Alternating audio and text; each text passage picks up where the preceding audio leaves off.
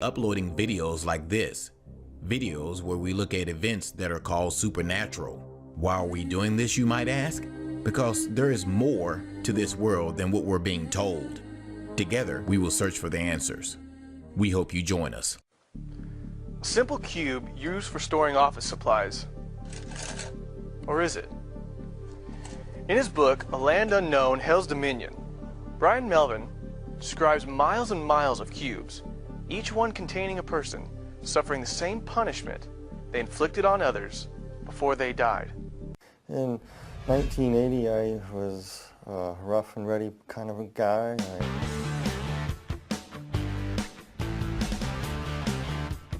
I drank a lot and partied a lot, and I was moved to Tucson, Arizona, and I was working at a construction site, and one of the guys brought some water from Mexico that was contaminated. And I ended up drinking it by accident. Got real sick, contracted cholera, and within about 72 hours I was flat on my back and basically dehydrated. That's when I passed away. I noticed that when I passed on, that of course I wear glasses and I'm very nearsighted. I noticed that, the first thing I noticed is that I wasn't wearing my glasses and I could see clearly across the room. And when I turned my head, I noticed that my body wasn't moving. And I was lifted right out of my body and hovered over my body, looking down at myself and looking around. And next thing I knew, I went through the ceiling of the room I was in, and I was transported into a very, very, very black, dark void.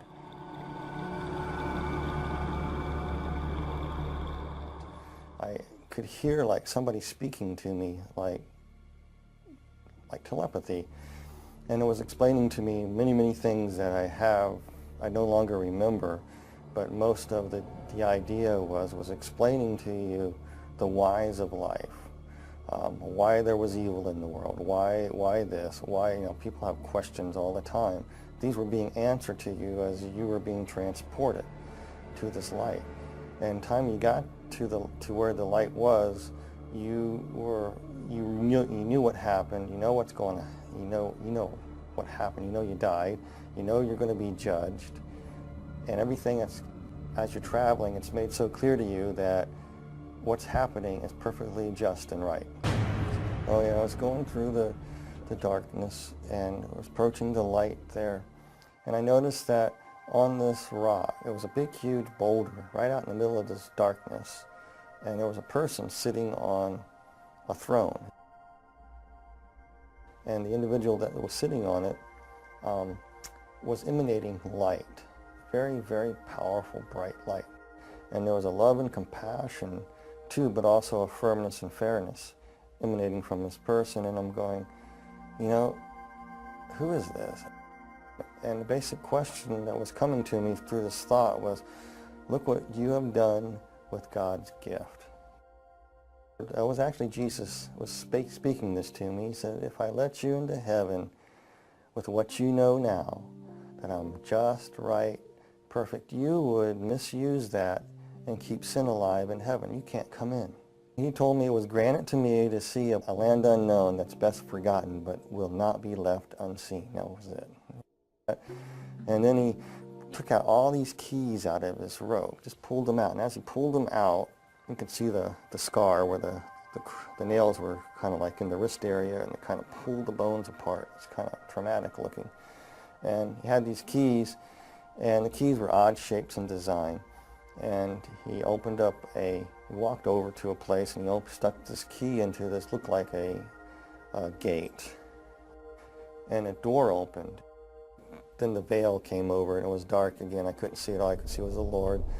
And I was being moved toward this door, and I went through that door into a void. I mean, a tornado vortex. It was just going round and round. It was a tunnel, spinning horrendously around, just roaring and roaring and spinning and spinning and spinning.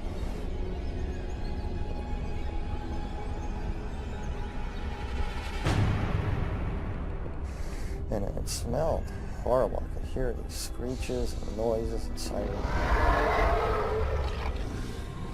The most thing I remember the most was slurping noises. And and screams, and I could feel heat, really hot heat. The next thing you know, I was falling through the sky. It looked like the sky, and I hit the ground. It kind of hurt, and I stood up, and I looked, and I go, where am I?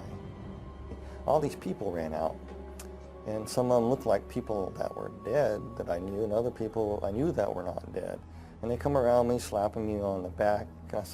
They got there awful quick because the house looked far away, but all of a sudden they were there, slapping me on the back, welcoming me there. But something just wasn't quite right with them because they looked weird. They had yellow glints in their eye, and their eyes were almost reptile-like. I looked over and I saw what looked like my best friend turn into somebody else. And I said, hey, wait a minute, you can't do that. You're not who you say you are. Who are you? And then all of a sudden I looked around and I go, all these people around me are not people. They began to morph into what they were. They were ugliest creatures I've ever seen. Reptile-like, some of them, they were just god-awful, like rotting vegetables, and they were distorted and twisted, and they were not perfect by no means. And they were just filthy, smelly creatures. And they were just starting to come at me like they're going to shred me to pieces. And one tried to grab me right across my chest, and one tried to grab my legs. And while they're trying to tear you to pieces, they backed away, and this one that looked like my best friend earlier, who morphed into different people, came up to me. It was he was about 4'8", looked like a sort of half dinosaur, a reptilian type creature, and it was hissing and spitting at me, and was speaking in a language that I didn't know what it was saying at first. It was telling, and it was broken in English. It was telling me to come, follow it, follow it, follow it. So he motioned to me, and we took a few steps, and all of a sudden we were at the end of the horizon. That doesn't make any sense, but we came across to what looked like the end of the horizon. You couldn't go any further, and I couldn't understand what it was. And yet I could look out, and I could see all this vast fields and mountains. And then that creature stuck its hand in this horizon, and he ripped it open like a veil, and he stepped out of it up onto this road, and he telling me to come, motioning me to come, so I did the same. I just went ahead, I got out, and next thing I knew, I was on a large, wide, dusty, flat road. I just came out of a cell, a cube. It was around 10 by 10 foot square. It could have been 14 by 14. That's what the dimensions were. And there was a cell next to it, and there was a cells above it, kind of set back, concave, so they're going up. And there were 6 of them to the roof of this place. And in the walls are embedded people in cells. And he pointed to another cube, and in this cube I was looking at there were people inside these cubes. Some were vacant, some people waiting for people to arrive like I did. There's this person in there, and I was just looking at them, and then it was showing me another person. Each person that was in their cube was like they were reliving parts of their life all over again, but not in a very pleasant way. It's like a living nightmare. And as we were walking along, I realized that hell is just an enormous big place, and there's many other parts to hell that I did not see. I just saw this place called the pit. And so it says, it's been granted to thee, follow me out to the middle of the road. So he walked out in the middle of the road, and all these demons and creatures running around, and I saw all these people in various stages of torment. And some of these demon creatures inside these cubes were going in at will, and they would be attacking people in various ways. But to the people, they look like other people, or times in their lives, or they look like demons. Whatever their worst nightmare was is basically what they were living.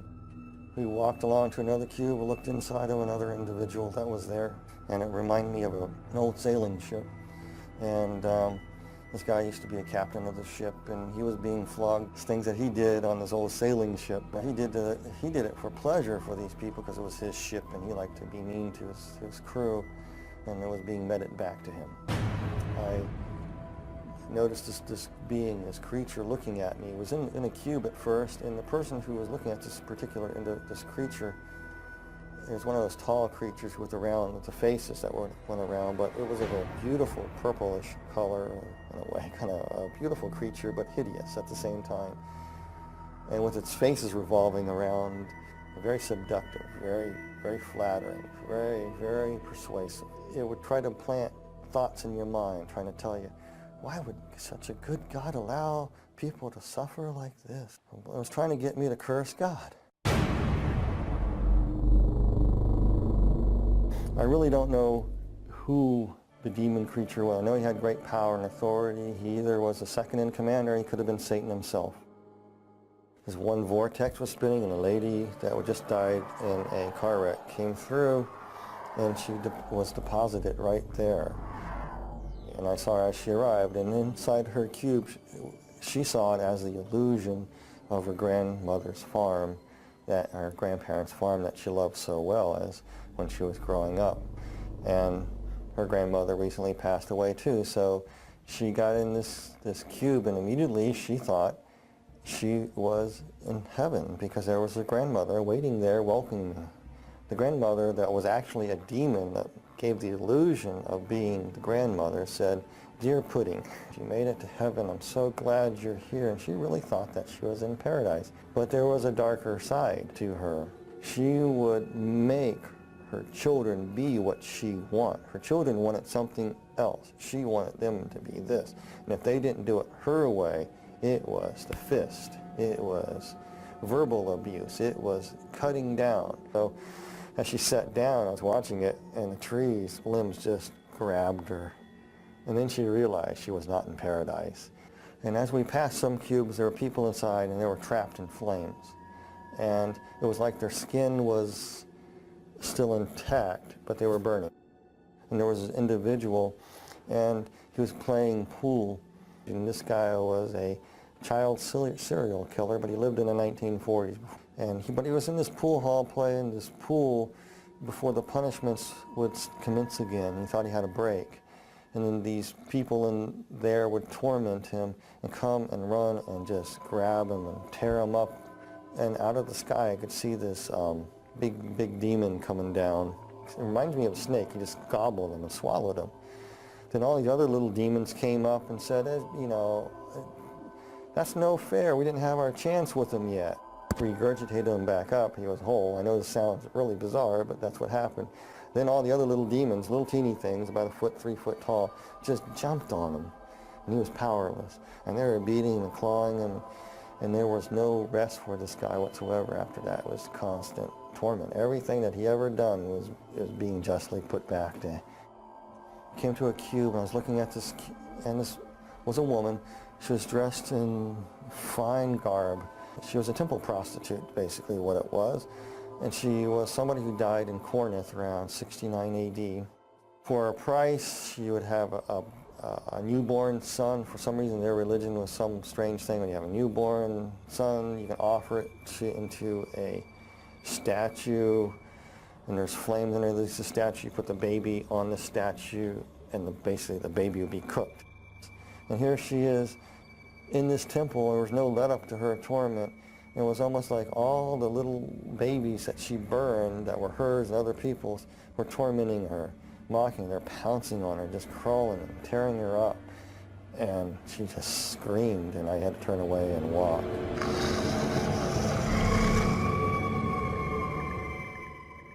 There was an individual that she practiced the black dark craft. She was a witch. I just knew that she was a witch, but she died many hundreds of years ago. But she was trapped in a coffin, scratching, trying to get out. She couldn't get out. She was in that position for years and years and years and years, hundreds of years. And then finally, when she got it open, all the demons would pounce on her. And I walked on to another cube. We looked in this other cube on this row, and there was another lady. And she believed that Mother Earth could save her. And then if she honored the trees and the rocks, and she was into this nature thing, and part of their religious practice that she would practice would be getting out in the fields and dancing around a fire with a bunch of other people doing the same. The people that she thought that she was with were actually demons, and they would come up to her and say, "You did this." They pick up a stone. You say, "The stone will save you here," and they smacked her with it. So she was standing there, and the demons reached down there and reached in her mouth, ripped out her tongue and part of her thing, and says, "You talk bad? Oh, the stones are not going to save you. Nobody can save you." Then they ripped off her, just actually took her skin and just peeled it off. It was really slow and agonizing to shreds. It done nothing to the skeletons. Then they took the bones and broke the bones. And she felt everything. Then her body would come back together. The flesh would come back together. And she'd be whole again, and it would start all over again. A different scene would happen. And some of the cruelest people on earth were in these. You know, some people, I don't like to say names of people or anything like that, but I will, you know, this one particular individual is definitely there, and everybody knows who it is. It's Adolf Hitler. Hitler was sitting in a cube. The cube was open, and it was just burning flames. He's just sitting there burning. And his flesh wasn't burning, and he had this hideous look on his face.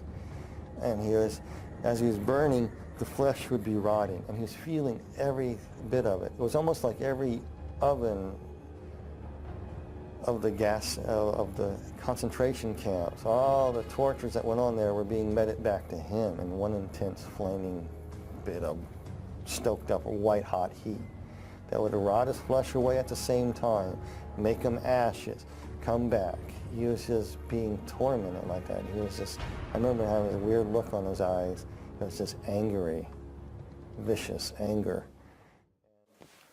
When we return, Brian Melvin tells how for a moment he thought he may be trapped in hell for all eternity.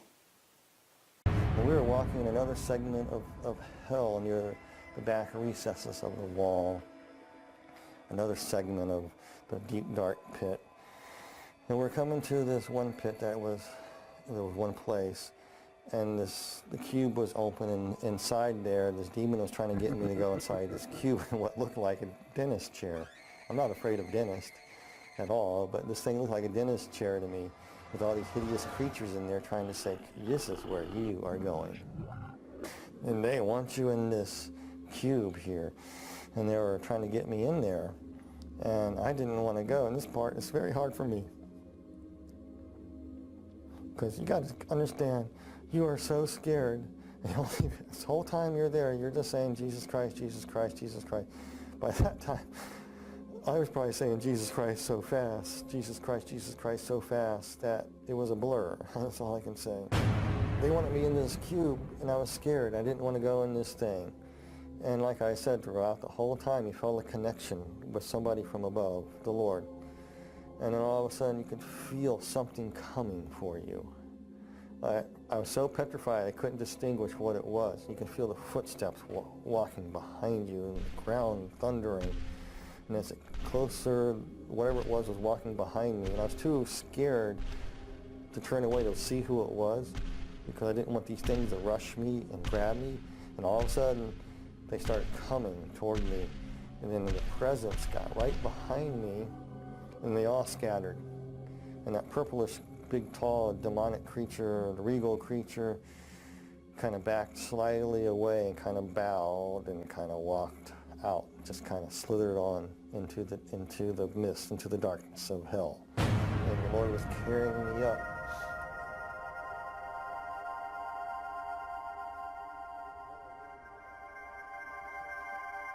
And I knew who it was. It was Jesus. He picked me up. This part I remember, though, so clearly. He just picked me up in his arms, and I could see where they crucified him. As he's holding me, his bones are pulled apart. He's saying, "You pulled apart my bones." And he carried me. And kind of floated through the air and went through the center of the bottomless pit. I went straight up. I remember bits and pieces of being taken to a hospital and waking up in a hospital room. and nurses poking me. And when I woke up out of this thing trying to breathe, I grabbed the doctor and said, "I'm not in a cube, am I?" "I better not be in a cube." And the doctor says, "No, you're in a hospital." And from it, I was no longer an atheist. There was a God, there is a heaven, and there is a hell.